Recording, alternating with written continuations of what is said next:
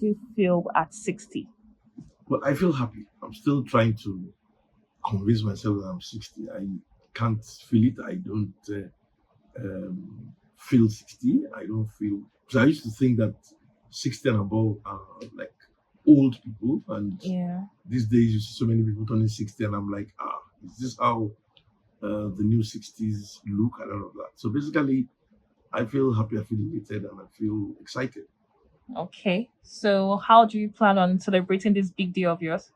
Well, we're going to be having several events, basically all to glorify the name of the Lord, and to also say a very big thank you. For me, it's about Thanksgiving, basically, because I mean, it's been a long journey. And of course, within that 60 years, I mean, one has been able to do a lot. I mean, it's been jam packed with activities, been jam packed with events. I've found myself moving from one phase to the other, and it's been very exciting.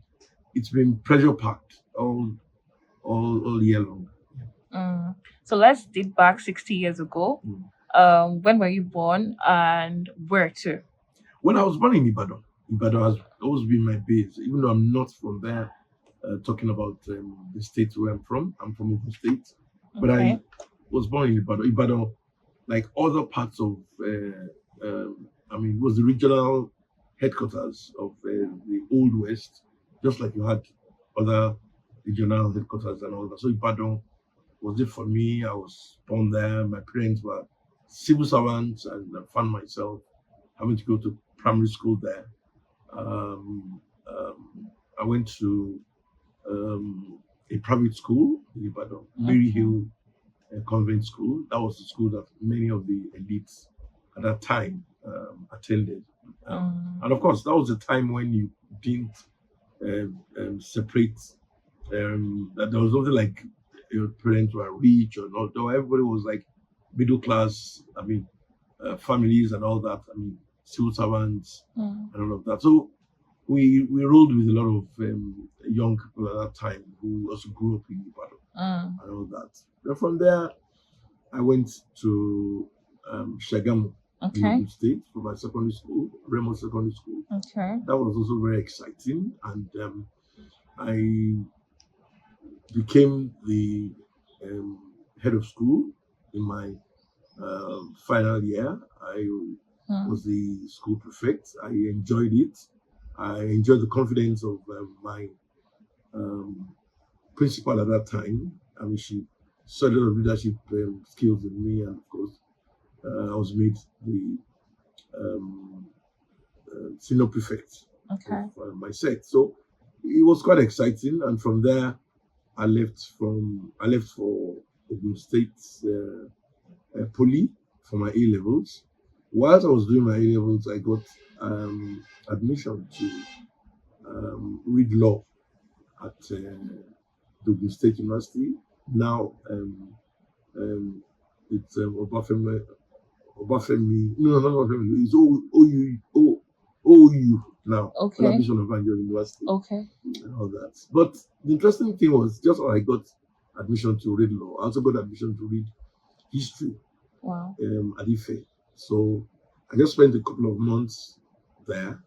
I didn't know what to do, whether I should stay back and read law, or whether I should go ahead and go and read history in Ife. But I got this thing that, okay, why don't you go study history? Along the line, I can then change to law, because the two things I wanted to do at that time were I wanted to read law. At the same time, I felt like also being a journalist. I knew I was going to be a journalist from my undergrad years, and so I knew that it was for me to choose between the two. But the feeling at that time was that Ife had a much more established name than OU. So I opted for OU, thinking that, okay, I'll start with history and I'll change to law and all of that. So that was how it, but it never worked out that way. I started with history, and then I just couldn't change along the line, and I Yeah. ended my uh, career reading history and international relations and political science. It was a three, I mean, part degree, and from there I went to Ilorin to serve. I served with the Kwara Polytechnic, and at the same time, I also doubled with the Herald newspaper. I've always had a soft spot for the media. So when I walked up to them one day and I told them I could write for the Herald, and I was given the opportunity, I had to share my time between being um, a Kwara Poly and at the same time being a contributor to the Herald newspaper. It was the government paper and the only paper in Kwara State at that time. So I had a very swell time trying to do the two.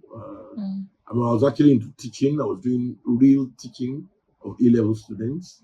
I was teaching them African history and European history. And I so much enjoyed it because I was just coming from school. Those are the courses I studied then. So I could reel out, I mean, the stories for them from the top of my head.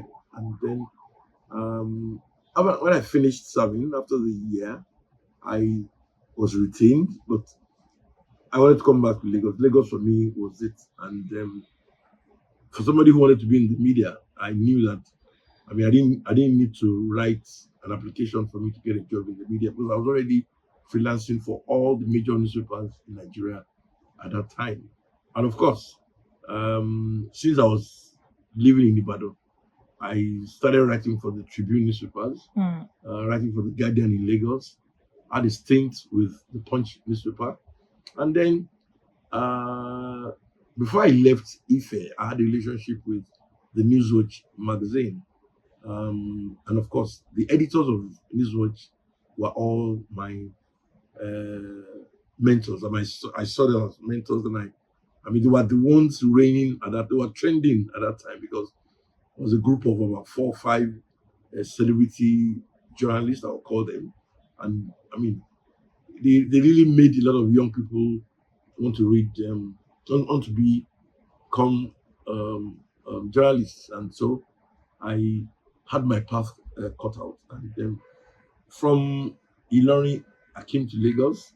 I started work with a paper called Confidential Weekly.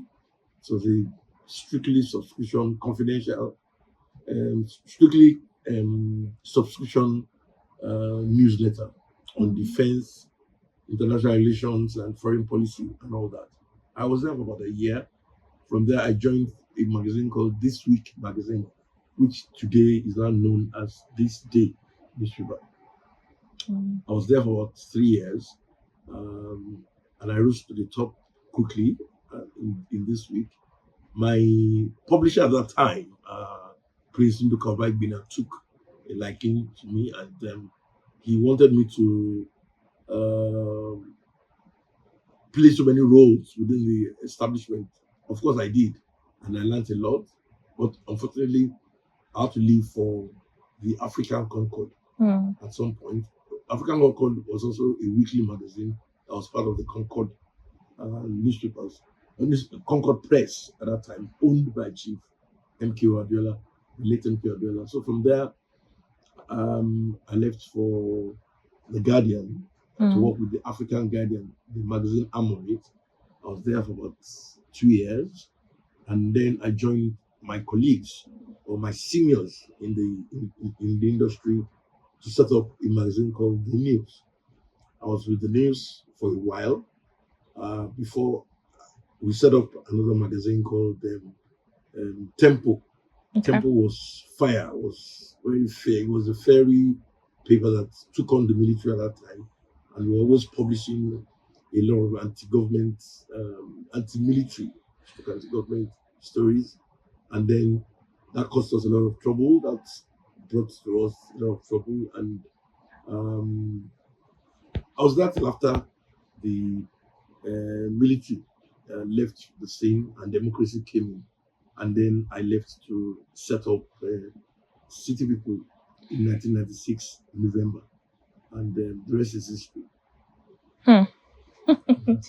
So still on this the media career with you, why did you go into journalism? What was it for you? Why did you have to venture into journalism? I've always been a journalist. At times I joke when I say to myself that you are probably born a journalist. Because during my growing up years in Ibadan, out of a family of five and three kids, I was the only one that knew where anything was happening in Ibadan. They didn't used to let us out because of the strict discipline that we were put through. But interestingly, I knew what was going on all around me. Hmm. When they're talking about somebody's house, and I'll tell my parents, "Oh, I think I know the house," and they will say, "How come? When did you go? How did you get to know?" It was just for me. It was just natural. Like I was able to figure out a lot of things. I was able to figure out addresses. I was able to figure out where um, things were happening, and even though I was not allowed to leave or play or go attend parties and all that, I knew what was going on. So that for me showed that somehow I had a flair for journalism. And of course, I read a lot of books. I read a lot of autobiographies and biographies. Since I studied history, it became part of me. And I knew that somehow I loved writing. I loved writing about what was going on around me. And since I studied political science and international relations, I was able to write a lot about foreign policy issues, politics, um, name it. I was able to write about so many broad issues, the history of this, the story of that, and all that. And that was how I veered into journalism. And of course, my encounter with the late Delegiwa, who was one of the best journalists that this country has produced. He was the co-founder of Newswatch, and my interaction with him and his colleagues at that time shaped my life, influenced me into going into journalism. That was how I found myself in journalism, basically. Hmm. Nice. So, how has your experience been? Has it been wonderful all along, or have there been challenges? Oh, it's been wonderful. But even though it's been wonderful, there have been challenges. I've learned a lot of lessons. I've learned from it. I've grown with it, and then I mean, I take journalism not as a job. I see journalism as a pastime, and Mm. that's why for me, I have always thrown myself into all what I do, and for me, I don't see it as a job. I don't see it as work. I see it as just passion, just unwinding, and then so it makes it easy for me to do. And I've been lucky. I rose through the ranks and got to the top and became everything you can think of in journalism. And of course, ultimately, I became a publisher. I set up City People in 1996, November. Hmm. And any specific regrets so far? The only regret is that I would have loved to have my parents alive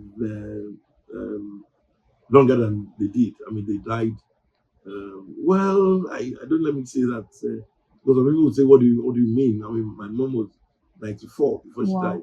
So what else do I want?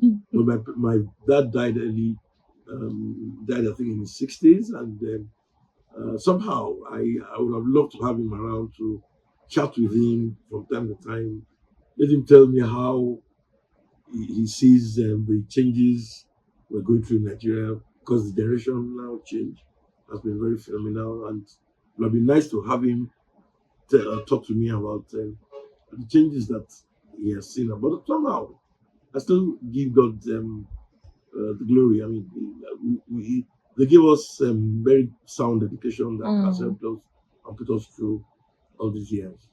Okay. So finally, I'd love to ask for like your candid advice to younger media outlets.